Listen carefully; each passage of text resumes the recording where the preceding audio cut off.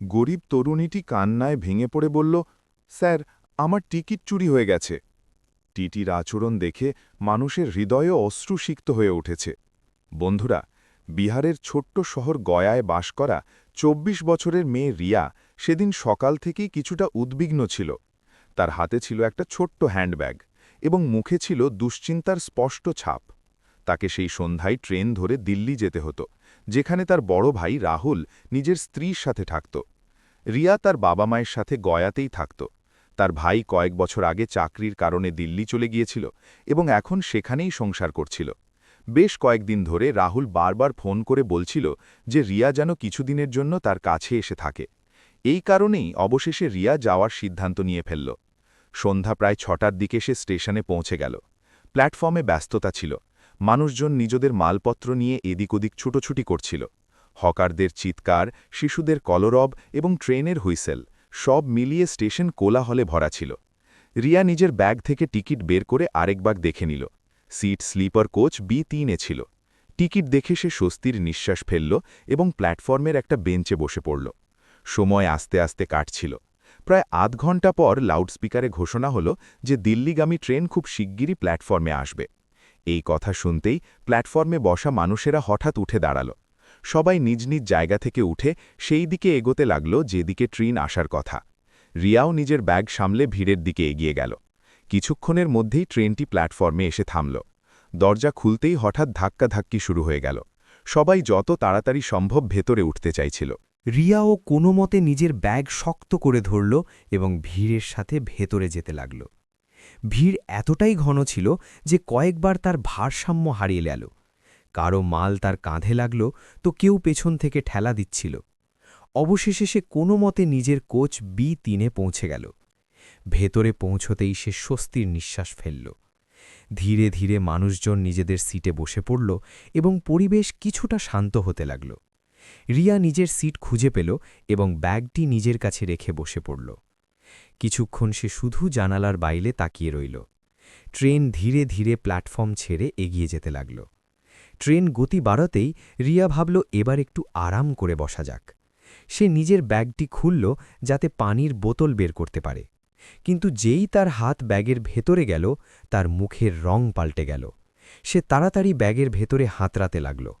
সে আবার ব্যাগ উল্টে পাল্টে দেখল, কিন্তু সে যা খুঁজছিল তা সেখানে ছিল না। তার পার্স উধাও হয়ে গিয়েছিল। রিয়ার বুকের ধুকপুকানি হঠাৎ বেড়ে গেল। সে ঘাবড়ে গিয়ে ব্যাগটি আবার হাতড়াল। প্রতিটি পকেট দেখল, কিন্তু পার্স কোথাও পেল না। সেই পার্সে তার সব টাকা এবং ট্রেনের টিকিট দুটোই ছিল। এবার সে বুঝতে পারল যে যখন সে ভিড়ের মধ্যে ট্রেনে উঠছিল, ঠিক সেই সময়েই কেউ তার পার্সটি সরিয়ে নিয়েছে।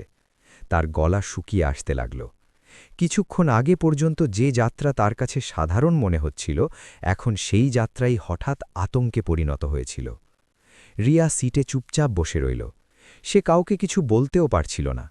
আশেপাশে বসা মানুষেরা নিজেদের কাজে ব্যস্ত ছিল। কারও তার এই সমস্যার কোনো ধারণাই ছিল না। ট্রেন অনবরত এগিয়ে যাচ্ছিল। রাত ধীরে ধীরে গভীর হতে লাগল।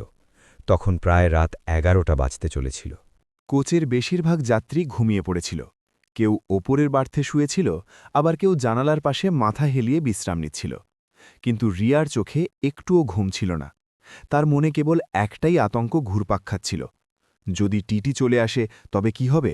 তার কাছে টিকিট ছিল না এবং টাকাও ছিল না। সে বারবার নিজের ফোন থেকে বাড়িতে ফোন করার চেষ্টা করছিল, কিন্তু কেউ ফোন ধরছিল না।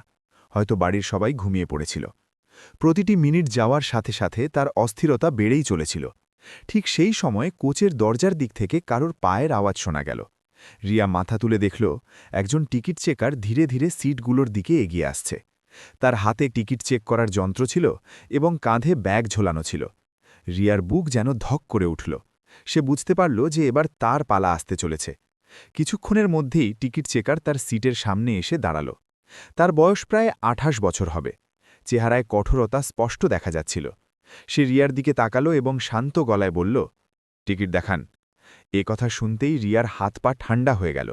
সে ধীরে ধীরে মাথা তুলে লোকটির দিকে তাকালো, কিন্তু তার ঠোঁট থেকে কোনো শব্দ বেরোল না। টিটি আবার বলল, টিকিট। রিয়ার চোখে ভয়ে স্পষ্ট দেখা যাচ্ছিল। কয়েক মুহূর্ত চুপ থাকার পর অবশেষে সে ধীর গলায় বলল, স্যার, আমার কাছে টিকিট ছিল, কিন্তু টিটি ভ্রু কুচকে জিজ্ঞেস করল, কিন্তু কি? রিয়ার গলা কাঁপছিল। ভিড়ের মধ্যে হয়তো কেউ আমার পার্স চুরি করে নিয়েছে, ওতেই টিকিট এবং টাকা দুটোই ছিল। এই কথা শুনে টিকিট চেকার কয়েক মুহূর্ত তার দিকে তাকিয়ে রইল। তারপর ঠান্ডা গলায় বলল, এ ধরনের অজুহাত আমি প্রায়ই শুনি। রিয়া তাড়াতাড়ি বলল, না স্যার, আমি সত্যি বলছি। নিজের কিন্তু সে তার কথা পুরো শুনতেও চাইল না। সে কঠোর সুরে বলল, যদি টিকিট না থাকে তবে জরিমানা দিতে হবে। রিয়া মাথা নিচু করে নিল, বলল, আমার কাছে টাকাও নেই। এ কথা শুনে টিকিট চেকার কিছুক্ষণ চুপ রইল। তারপর সে একটু নিচু হয়ে আস্তে করে বলল, তাহলে তো একটাই উপায় বাকি থাকে। রিয়া ভয় পেয়ে তার দিকে তাকাল। কোন উপায়? সেই লোকটির চোখে এক অদ্ভুত দ্যুতি ছিল। সে আরও একটু কাছে এলো এবং ধীর গলায় বলল, তুমি যদি চাও তবে আমি তোমার সাহায্য করতে পারি। রিয়া বুঝতে পারল না সে কি বলতে চাইছে। সে আবার জিজ্ঞেস করল, কেমন সাহায্য? টিকিট চেকার আশেপাশে ঘুমিয়ে থাকা মানুষদের দিকে তাকালো এবং তারপর আস্তে করে বলল, কিন্তু তার জন্য তোমাকে আমাকে একটু খুশি করতে হবে। এই কথা শুনতেই রিয়ার শরীরে যেন বিদ্যুৎ খেলে গেল। লোকটি কি বলছিল তা বুঝতে তার একদম দেরি হল না। তার পায়ের তলা থেকে মাটি সরে গেল। কিছুক্ষণের জন্য সে একদম চুপ হয়ে গেল। তার চোখে ভয়, রাগ এবং অসহায়তা সবকিছু একসাথে দেখা যাচ্ছিল। সে বুঝতে পারছিল না এই মুহূর্তে কি করবে। ওদিকে টিকিট চেকার তার উত্তরের অপেক্ষা করছিল। কোচে পিনপতন নীরবতা ছিল। কয়েক মিনিট এভাবেই কেটে গেল। রিয়া একটানা ভাবতে লাগল এবং অবশেষে প্রায় 10 মিনিট পর সে ধীরে ধীরে মাথা তুলল এবং খুব ধীর গলায় বলল, যদি এটাই একমাত্র উপায় হয়। রিয়ার ঠোঁট থেকেই কথাগুলো খুব কষ্টে বের হয়েছিল। তার গলা এতটাই নিচু ছিল যেন প্রতিটি শব্দ তার গলায় আটকে যাচ্ছিল। একথা বলার সময় তার চোখ নিচের দিকে নামানো ছিল এবং বুক এত জোরে ধরফর করছিল যে সে নিজেই হৃৎস্পন্দন শুনতে পাচ্ছিল। টিকিট চেকার কিছুক্ষণ তার দিকে তাকিয়ে রইল। তার চেহারায় এক হালকা হাসি ফুটে উঠল, যেন সে সেই উত্তরটিই পেয়েছে যার সে অপেক্ষা করছিল। সে আস্তে করে বলল, তাহলে চলো আমার সাথে। রিয়া কিছুক্ষণ সেখানেই বসে রইল। তার পা যেন ভারী হয়ে গিয়েছিল, কিন্তু তারপর সে ধীরে ধীরে নিজেকে সামলে নিল এবং সিট থেকে উঠে দাঁড়াল। তার পা ধীরে চলছিল, কিন্তু সে লোকটির পেছনে পেছনে চলতে লাগল। ট্রেনটি তখন পুরো গতিতে অন্ধকার চিরে সামনে এগিয়ে যাচ্ছিল। কোচের বেশিরভাগ মানুষ গভীর ঘুমে আচ্ছন্ন ছিল। টিকিট চেকার তাকে নিয়ে কোচের দরজার দিকে এগিয়ে গেল। সেখান থেকে সে তাকে পরের বগির দিকে নিয়ে গেল, যেখানে তখন কোনো যাত্রী ছিল না। জায়গাটি প্রায় খালি ছিল। চারদিকে হালকা অন্ধকার ছিল এবং কেবল ট্রেনের আওয়াজ প্রতিধ্বনিত হচ্ছিল। রিয়ার বুক আতঙ্কে ভরে গিয়েছিল। সে বারবার ভাবছিল যে হয়তো তার মানা করা উচিত ছিল, কিন্তু এখন ফিরে যাওয়াটাও সহজ ছিল না। তার অসহায়তা তার সামনে দাঁড়িয়েছিল। টিকিট চেকার আরও একবার চারদিকে চোখ বুলিয়ে নিল এবং তারপর তার দিকে ঘুরে দাঁড়াল। এরপর যা ঘটল তা খুব তাড়াতাড়ি শেষ হয়ে গেল। ট্রেনের প্রবল আওয়াজের মাঝে রিয়ার চাপা কান্না কারও কানে পৌঁছচ্ছিল না। সে কেবল চোখ বন্ধ করে দাঁড়িয়ে রইল এবং সেই মুহূর্তটি শেষ হওয়ার অপেক্ষা করতে লাগল। কিছুক্ষণ পর টিকিট চেকার পেছনে সরে গেল। রিয়া ধীরে ধীরে চোখ খুলল। তার চেহারায় কোনো ভাব ছিল না, কিন্তু তার চোখে জল ভরা ছিল। টিকিট চেকার এমনভাবে কথা বলল যেন কিছুই হয়নি। সে স্বাভাবিক গলাতেই বলল, চলো এবার ফিরে যাই। দুজনেই ধীরে ধীরে আবার সেই কোচের দিকে ফিরে এলো যেখানে রিয়ার সিট ছিল। যখন সে নিজের সিটে এসে বসল তখন সে মাথা নিচু করে নিল। তার চোখ থেকে অনবরত জল পড়ছিল, কিন্তু সে কান্নার আওয়াজ বাইরে আসতে দিচ্ছিল না। তার ভেতরে যা ভেঙে চুরমার হয়ে গিয়েছিল তা সে নিজেই বুঝতে পারছিল না। টিকিট চেকার কিছুক্ষণ তার সামনে দাঁড়িয়ে রইল। সে তখনও তাকে কাঁদতে দেখছিল। প্রথমে সে চুপ রইল, কিন্তু ধীরে ধীরে তার চেহারার ভাব পাল্টাতে লাগল। সে হঠাৎ অনুভব করল যে হয়তো সে খুব বড় একটা ভুল করে ফেলেছে। সে আস্তে করে জিজ্ঞেস করল, কি হয়েছে, তোমার খারাপ লেগেছে? রিয়া কোনো উত্তর গেল না। সে কেবল একবার মাথা তুলে তার দিকে তাকাল। তার চোখে এত জল ছিল যে সে কিছুই বলতে পারল না। তারপর সে মাথা নিচু করে নিল এবং আবার ফুঁপিয়ে কাঁদতে লাগল। এই দৃশ্য দেখে টিকিট চেকারের মনে এক অদ্ভুত অস্থিরতা তৈরি হতে লাগল।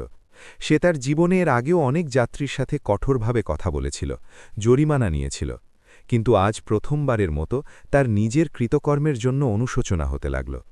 কিছুক্ষণ সে সেখানেই দাঁড়িয়ে ভাবতে লাগল।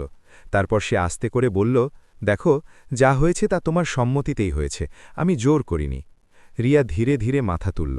তার গলা খুব দুর্বল ছিল। সে বলল, আমি জানি আপনি জোর করেননি, কিন্তু এই সব কিছু আমি কিভাবে ভুলতে পারব। তার কথা শুনে টিকিট চেকার একদম চুপ হয়ে গেল। কিছুক্ষণ পর সে নিজের পকেটে হাত ঢোকাল এবং কিছু টাকা বের করে তার দিকে বাড়িয়ে দিল। রিয়া অবাক হয়ে তার দিকে তাকাল। সে জিজ্ঞেস করল, এখন এই টাকা কেন দিচ্ছেন? টিকিট চেকার ধীর গলায় বলল, তুমি বলেছিলে না যে তোমার সব টাকা চুরি হয়ে গেছে, দিল্লি পৌঁছনোর পর তোমার দরকার পড়বে, এগুলো রেখে দাও। রিয়া কিছুক্ষণ সেই টাকাগুলোর দিকে তাকিয়ে রইল। তার চেহারায় কোনো ভাব ছিল না। তারপর সে আস্তে করে টাকাগুলো নিয়ে নিল, কিন্তু তার কান্না তখনও থামছিল না। টিকিট চেকার কিছুক্ষণ সেখানেই দাঁড়িয়ে রইল। হয়তো সে কিছু বলতে চাইছিল, কিন্তু ভাষা খুঁজে পাচ্ছিল না। তারপর সে আস্তে করে বলল, যদি সামনে কেউ তোমার কাছে টিকিট চায়, তবে আমার নাম বলে দিও, কোনো অসুবিধা হবে না। এ কথা বলে সে সেখান থেকে চলে গেল। রিয়া নিজের সিটে চুপচাপ বসে রইল। ট্রেন অন্ধকারের মধ্যে অনবরত এগিয়ে যাচ্ছিল। রাত ধীরে ধীরে কাটতে লাগল, কিন্তু রিয়ার চোখে ঘুম এল না। সে জানালার বাইরে তাকিয়ে রইল এবং নিজের ভেতরে চলা তোলপাড় বোঝার চেষ্টা করতে লাগল। অনেকক্ষণ পর ক্লান্তির কারণে তার চোখ লেগে এল। সকালে যখন ট্রেন দিল্লি স্টেশনে পৌঁছাল, তখন যাত্রীদের আওয়াজে তার ঘুম ভাঙল। সে তাড়াতাড়ি নিজের ব্যাগটি তুলল এবং ট্রেন থেকে নিচে নেমে পড়ল। স্টেশনের ভিড়ের মধ্যে হাঁটতে হাঁটতে সে নিজেকে সামলানোর চেষ্টা করল। সে চাইছিল না যে তার চেহারা দেখে কেউ বুঝতে পারুক যে তার ভেতরে কি চলছে। স্টেশন থেকে বের হয়ে সে একটা অটো নিল এবং নিজের ভাইয়ের বাড়ির দিকে রওনা দিল। যখন সে তার ভাইয়ের বাড়িতে পৌঁছাল, তখন সে সবকিছু স্বাভাবিক দেখানোর চেষ্টা করতে লাগল। সে মুচকি হেসে সবার খোঁজ নিল এবং এমন আচরণ করল যেন সবকিছু ঠিকঠাক আছে। কিন্তু তার বুকের ভেতর যে ঝড় চলছিল তা কেউ জানত না।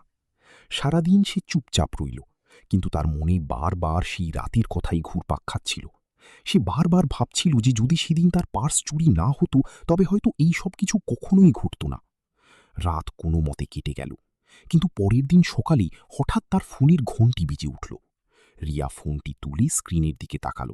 নম্বরটি অপরিচিত। তারপর সে ধীরে ধীরে কলটি রিসিভ করল।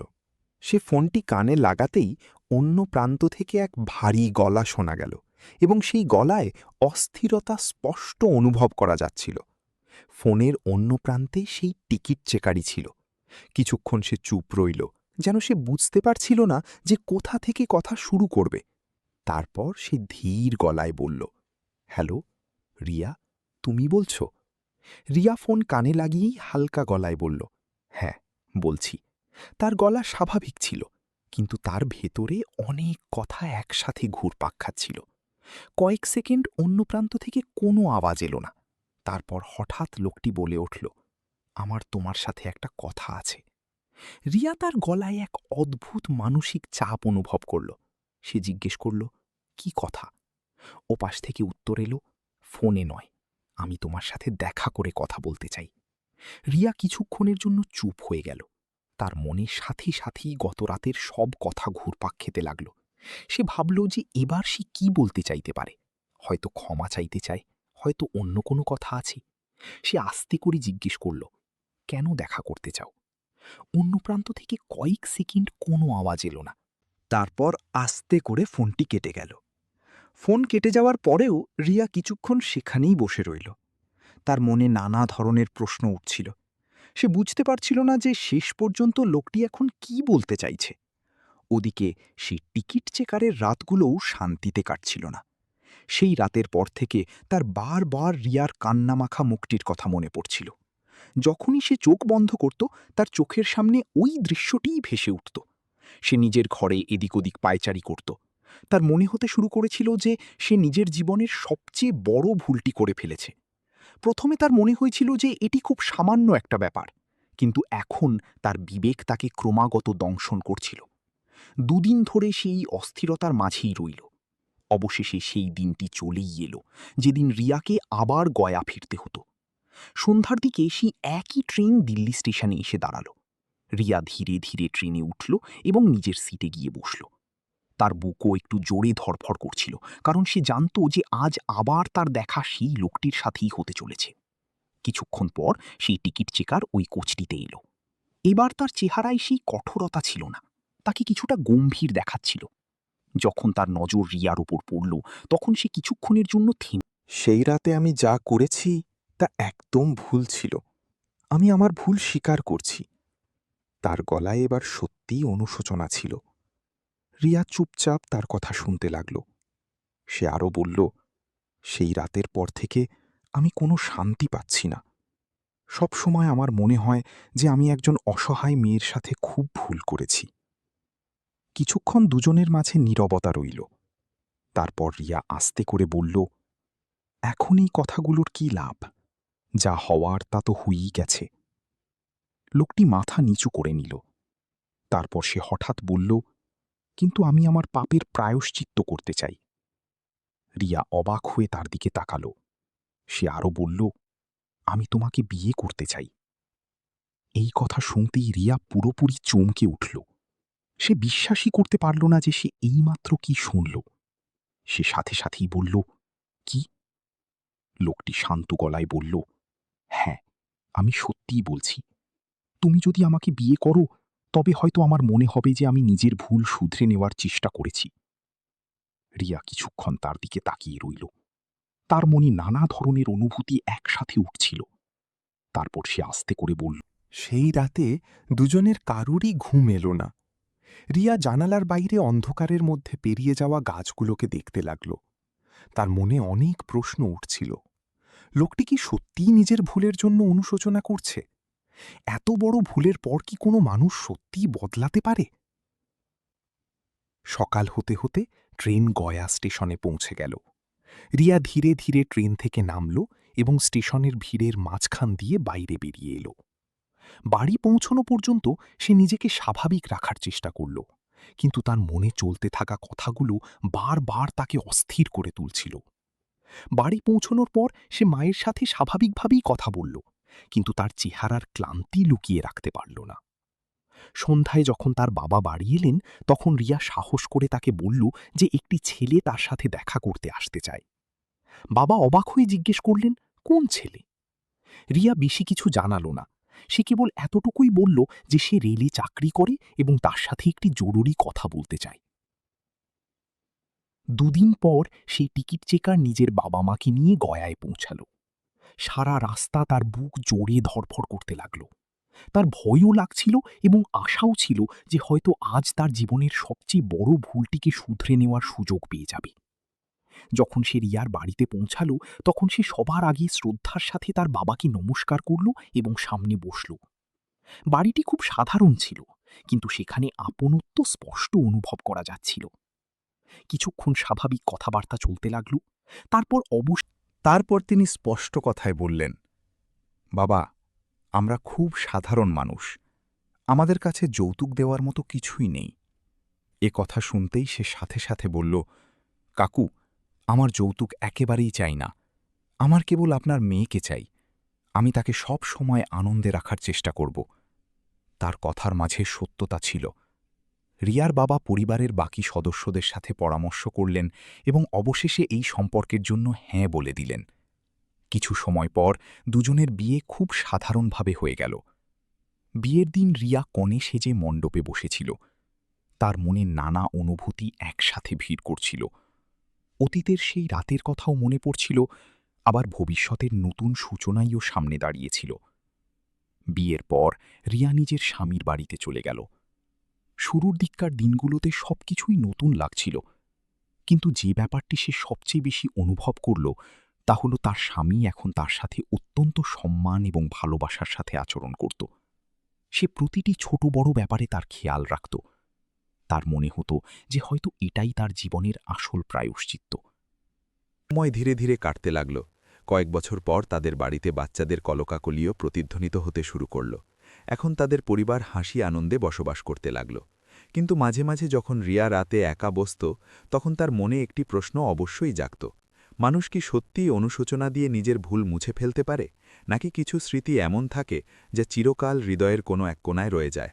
বন্ধুরা, এই গল্প থেকে এটাই শিক্ষা পাওয়া যায় যে কারও অসহায়তার সুযোগ নেওয়া সবচেয়ে বড় পাপ।